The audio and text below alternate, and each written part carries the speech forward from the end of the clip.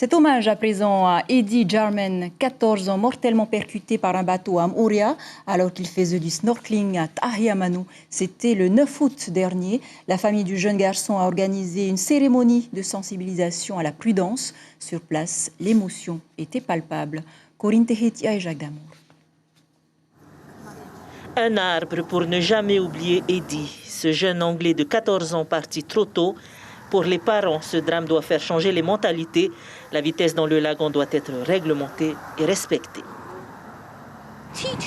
Connaître les règles, c'est bien, mais ça ne suffit pas. Il était à 15 nœuds au-dessus de la vitesse réglementaire. Et je suis désolée, mais c'est pas normal.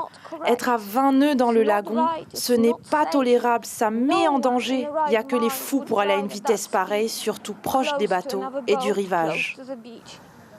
Et le respect des règles devrait être une priorité pour les usagers, surtout que ce n'est pas le premier accident de ce type sur l'île Sœur. Normalement, tout a été étudié. Il suffit seulement que ce soit acté par le Conseil des ministres. À ce moment-là, on pourra tout mettre en place. La commune de Mouria n'a pas son mot à dire? Si, ben justement, la population a tout donné, a tout proposé. Ça a été inscrit. Et puis, il y a eu enquête, bien sûr. Et donc là, on est à la fin. On va en reparler aux élus et puis ce sera envoyé au Conseil des ministres.